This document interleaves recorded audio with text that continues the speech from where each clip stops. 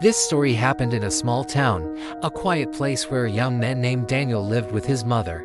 Daniel was 22, full of dreams and full of pressure. He was always in a hurry, always chasing the next thing. But his mother, she moved slowly. For him, it felt too slow. Every morning was the same. She'd be at the kitchen table, carefully preparing his breakfast, asking the same simple questions. Have you eaten? Are you okay? And Daniel, distracted by his phone and the rush of his own life, would always reply with short, cold answers. He saw her questions as interruptions, not as care.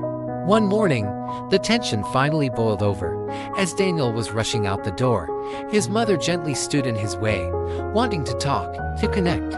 But Daniel snapped. He raised his voice, shouting words he shouldn't have said, words that landed like stones, cutting deep into her heart.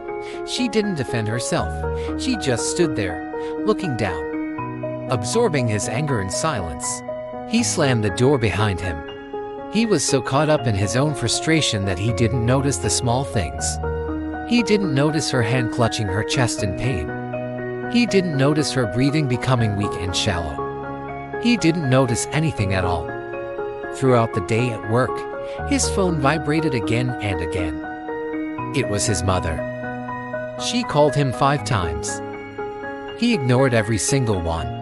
I'll talk to her later, he told himself, not realizing that later is one of the most dangerous words in the world. Hours passed. The sky opened up, and a cold afternoon rain began to fall. Suddenly, a friend rushed into Daniel's workplace, his face pale and serious. He only said one sentence, a sentence that stopped Daniel's world from spinning. Daniel, your mom collapsed. In that moment, everything changed. He ran like he had never run before, sprinting through the pouring rain. The city blurred around him, and every harsh word he had yelled at her that morning came back, hitting him like a knife with each desperate step. The rain drenched his clothes, but it was nothing compared to the storm of regret raging inside him. When he finally burst into the hospital, he found her in a quiet room. She was lying on the bed, weak, but she was conscious.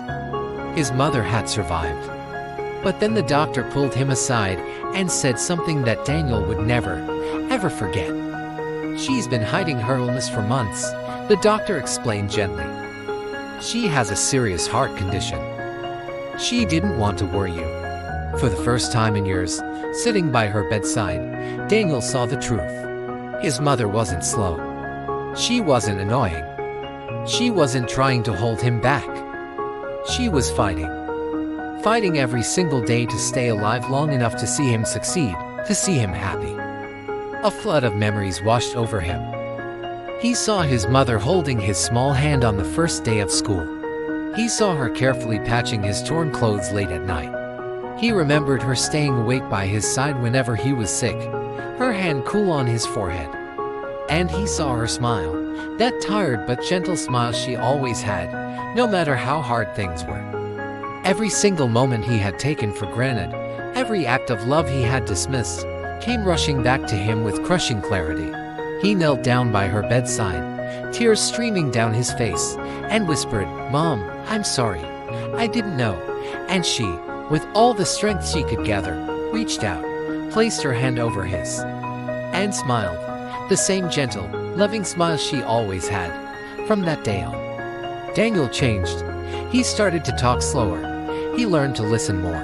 He spent his time helping her walk in the soft golden light of the sunset, and in those quiet moments, he finally understood something powerful. Love doesn't ask for much, it just asks for a time. Before it's too late. If this story touched you, please share it. You never know who might need to hear this message today. Thank you for watching.